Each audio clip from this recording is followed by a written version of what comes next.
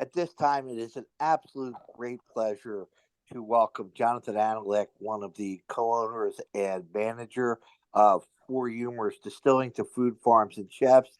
If you're not familiar with Four Humours and just the history and what they do there, this is a location and you need to visit and a podcast you need to listen to because this is a place to go. Jonathan, welcome to Food Farms and Chefs. Great pleasure to have you. Guys, thank you so much for inviting me on. It is a pleasure to be chatting with both of you. It's You know, wonderful to chat with you too.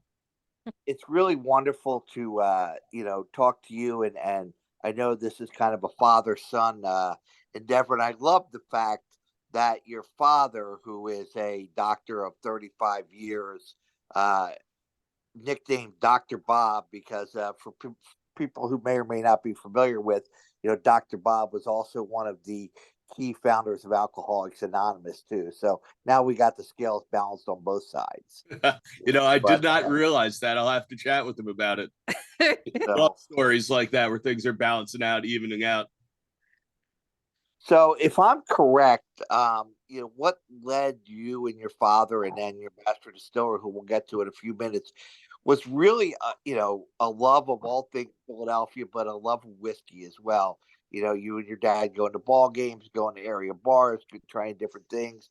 But that father son bond, what was the trigger that said, "Hey, let's open up a distillery"? So really, my father is the visionary behind this project. It was his idea from the beginning. We, as you said, we love whiskey. We have a passion for drinking whiskey together, talking about whiskey, trying different whiskey, and not just Pennsylvania whiskey, but from all over the world. We saw this as a unique opportunity with the limited distillery license that we have to kind of get into the Philadelphia market, the Pennsylvania market, eventually expand to the country and the world. But we saw this as a fun little, project that we could do together. We looked at, perhaps just a regular bar, but a distillery is more intimate. It gives you that, the start to finish where you can age the barrels, bottle them yourselves. So it's really just a passion for whiskey. The project has taken a long time to get off the ground. We looked at countless properties, and one of the interesting things is we, because of all the alcohol we have on site, you need industrial zoning to open this type of business.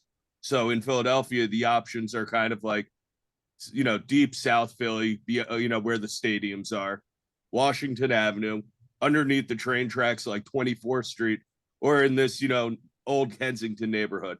And so we were looking at properties, we were just saying, where do we see the most growth potential? This place has been an absolute wonderful spot for us. We opened in the middle of the pandemic, I should say. We had our soft opening on the Saturday prior to the Monday when the city shut down in 2020. And we're like, no problem. We'll wait 2 weeks. Everyone was saying 2 weeks.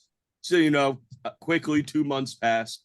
So in the middle of the summer, in the middle of pandemic, with outside seating only, on July 1st, we opened a whiskey bar.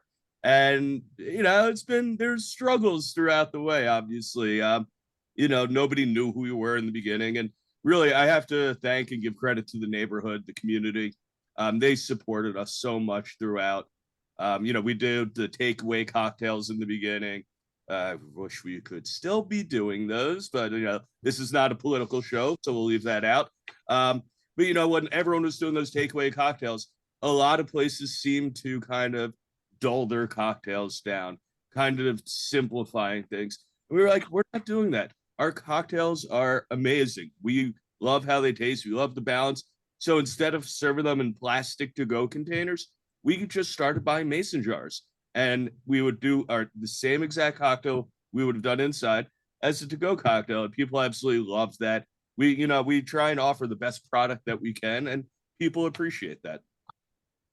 Well, you have a little bit of a slogan, and I'm not gonna. It's not really your official slogan, but all good things must take due time, and I think that you really preach that in your cocktails, in your menu, and what you do, and your father being now that the doctor of aquaveti, which is the water of life, so you really transform that. tell our listeners who may not understand, and I'm assuming it's coming from your father, but what the true history of Four Humors is, not necessarily the distilling, but the whole philosophy. Well, yeah. So the name came. We worked with a group, a marketing team, 29, located in Conshohocken. They came up with a bunch of interesting names. My father and I chose this one. So Four Humors goes back to the ancient Greek mythology. The four humors keep the body in balance, keep you healthy, and we believe that whiskey's part of that balance that keeps you good. Obviously, no medical claim intended, but yeah, it's just we think a nice life has a little whiskey in it, if you will. Something to relax after a long day, or if you're going to an Eagles game, something to start your day off with. So, two little corrections. I agree that, you know what, I'm going to go out. You don't have to. I'm going to go out on the line and say, absolutely, there's a medicinal value in whiskey, and anybody who thinks it's not. So, You and said two, that, Gene, not me. that's right. I said that, and the other aspect is don't be afraid. We do get political on here. I'll fight with the LCB any day. The state on things any day.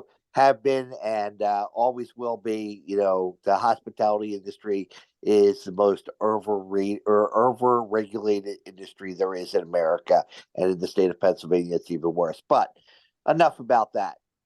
So, one of the things about you that I really, really love is that you guys brew exceptional whiskeys, but you're also not afraid to showcase other products because you believe that an educated client is the best client. And you have a lot of other PA products that you showcase there. Absolutely. But that had to be, okay, is this something we want to do? So many places only focus on what they do, but you're not afraid. So what was behind all that? So again, I don't want to say we lucked into it. A lot of hard work, a lot of thought came into this. But whiskey, you can't do a 4-year whiskey in a day. It takes 4 years to age. So when we opened up, our whiskey was not ready for the bottles. It needed more time in the barrels. So we had this place, we had a license, we were ready to rock and roll. And we were like, you know what? Let's start getting other people's whiskey, their bourbon, their rye, their blended, bringing it in. And so we brought in a small amount. Now, we're never going to do our own vodka, our own gin, our own agave spirit. Can't call it tequila unless it's bottled in Mexico. So we started bringing in all those products as well. We started making cocktails, and we just love the idea of showcasing other places' local PA whiskeys. And so it just happened that I was like, you know what? I want to have the largest collection of whiskeys available, local PA whiskeys available in the state. We currently have over 60 unique bottles available on our whiskey list that you're able to order when you come in. We have, I believe it's 8 whiskey flights on the menu featuring a bunch of different distilleries. And it's just everybody's doing something different. If you think you're going to encompass everything, you're kidding yourself. Everybody has their own specialty, their own niche, the way they fill the void. So it was just it just made sense for us to explore. And I always like to say, if there's a good whiskey available in this state, I want a bottle of it. So we're always looking out. We work with a bunch of different distilleries very intimately. New Liberty, Revivalist and Resurgent, Wiggle out in Pittsburgh. And, they're more established companies than us, but they've been really nice to work with. And, I like trying all these different whiskeys too. So it's not a bad thing. Everyone's like, well, which is your favorite? I'm like, well, it depends on what mood I'm in, what time of day it is, how I'm feeling, but nothing's on that menu that I haven't tried. Yeah, it is. We were talking about this earlier. It's a tough job, isn't it? Being that person has to taste all that. Well, it is a tireless job. I'll tell you that. I mean, these Fridays and Saturdays and Sundays, we're only open Friday, Saturday, Sunday right now. And those days we're not sleeping more than a few hours a night because we open, at 4 o'clock on Fridays. We close at 11:45. Saturdays we open at 2. We close at 11:45. And Sundays we open at 2. We close at 8. We're likely extending Sunday hours soon because there's demand. But it's fun, and seeing people come in enjoying everything, it's been a really heartwarming experience. And we were doing, during the pandemic, we had all the outside tables going, and We used to like, it was slow in the beginning. That's just how things were. So there are times, I would just be standing outside meeting all the neighborhood puppies, and they still, all these puppies, they'll try and we do treats for them. So even when we're closed, when our shutter door is down, these puppies will be waiting for their treat because they don't understand the shutter. They don't know we're not there. So, it's really just being, part of the community, part of the neighborhood. That's a really, really, really, wonderful testament to who you guys are.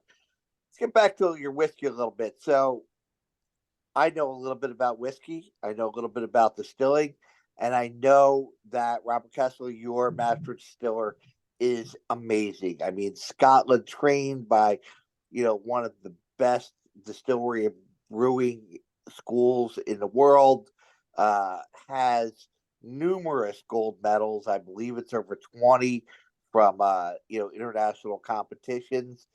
Uh, how, I mean, I'm going to say, how fortunate were you to be able to get him on board? Oh yeah. And, I mean, what a wonderful thing. Oh, he's a great person. I mean, he's forgotten more about whiskey than I know, and I know more about whiskey than the average person. So working with him is just wonderful.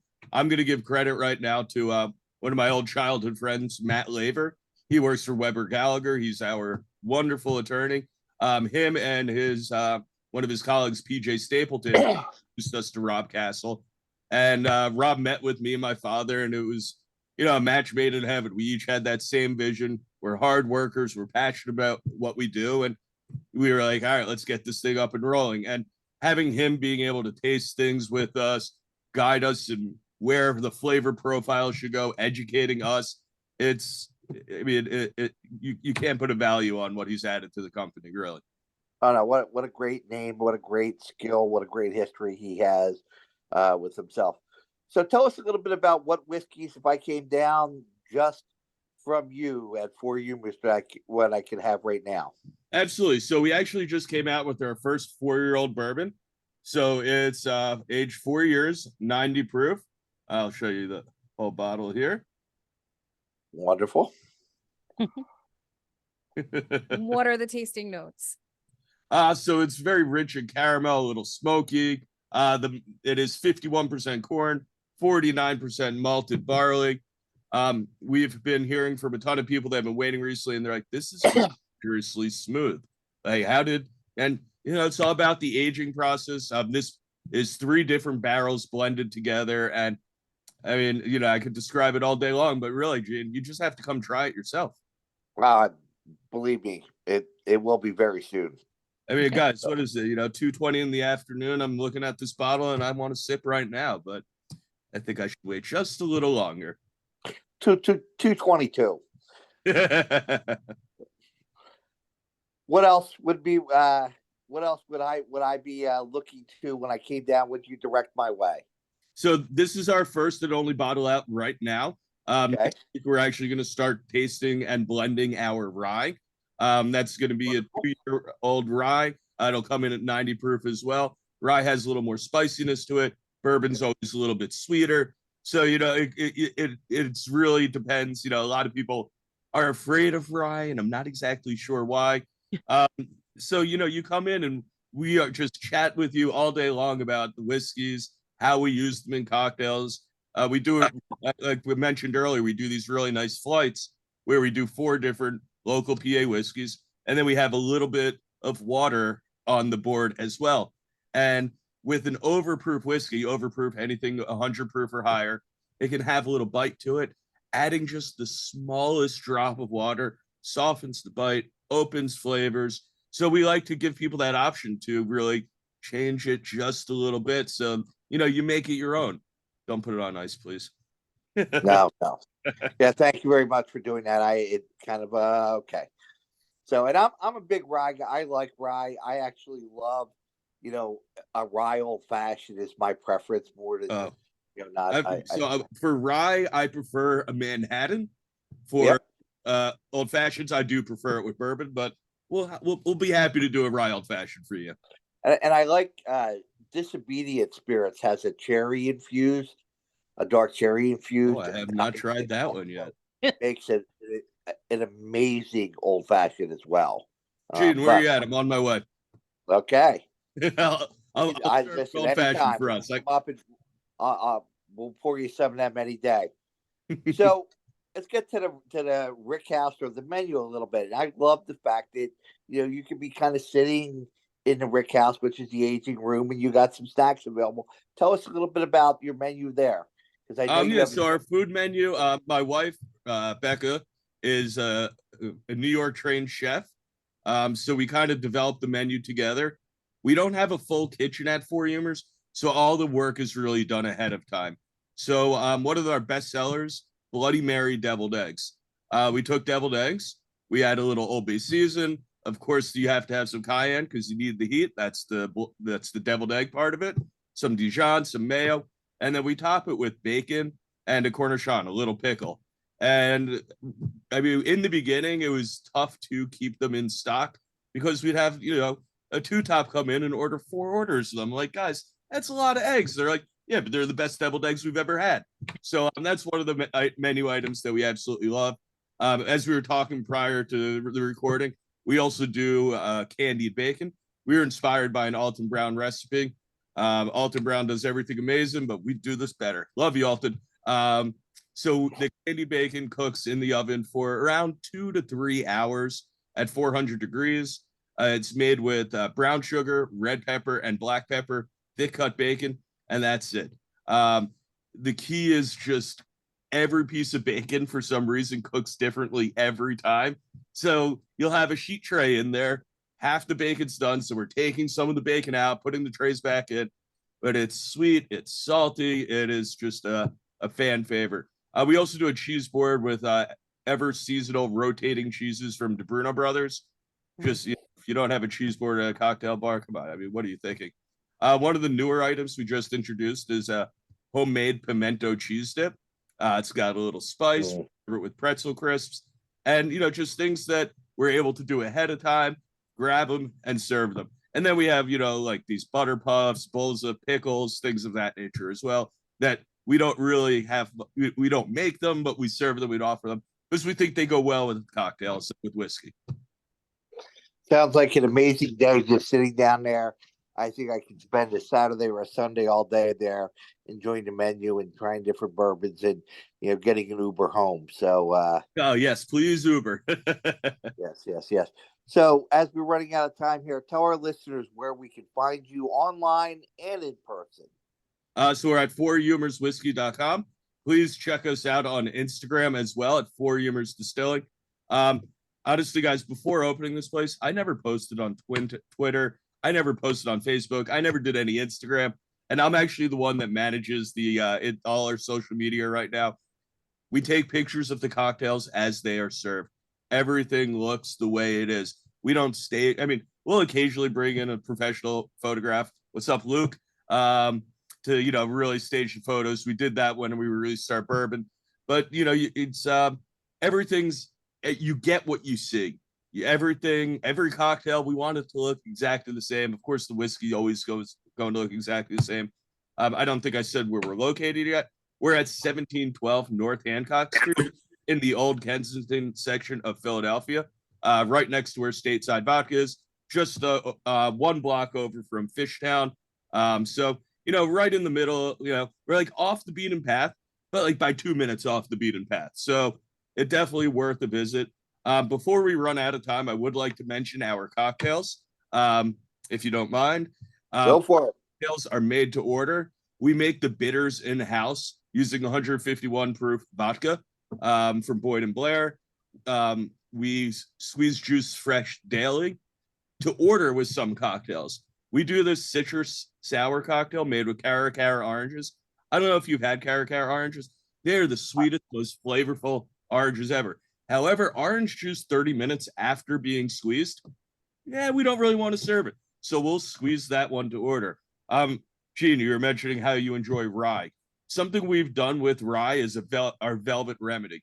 We muddle strawberries to order with this cocktail. It's with 1.5 ounces of rye, a little basil garnish, and everyone's like, well, I don't like whiskey. What should I order? The velvet remedy. It is so smooth, so delicious, and it's a cocktail that introduces you to whiskey if you don't like whiskey. And we say all the time, you might come here not liking whiskey, but you're going to leave here loving it. You know, it's funny. My wife is a country music fan, and she does not like beer. So she decided that she has to embrace whiskeys, and I'm a whiskey lover. So, you know, we've had one or two, but when I saw that on your menu, I looked, I said, okay, before the next show we go to, this is where you're going. We're going to go down and have a drink there, because that one in particular I saw, and I said, you will love this. Well, listen, before you visit us, make sure you reach out to me or make a reservation on Resi. During peak hours on Fridays and Saturdays, we'll have a full house at times. You know, we have standing room also, but I want you to have a seat. I want people to be comfortable. So make a reservation on Resi. Show up early. Bar seating is always first come, first serve.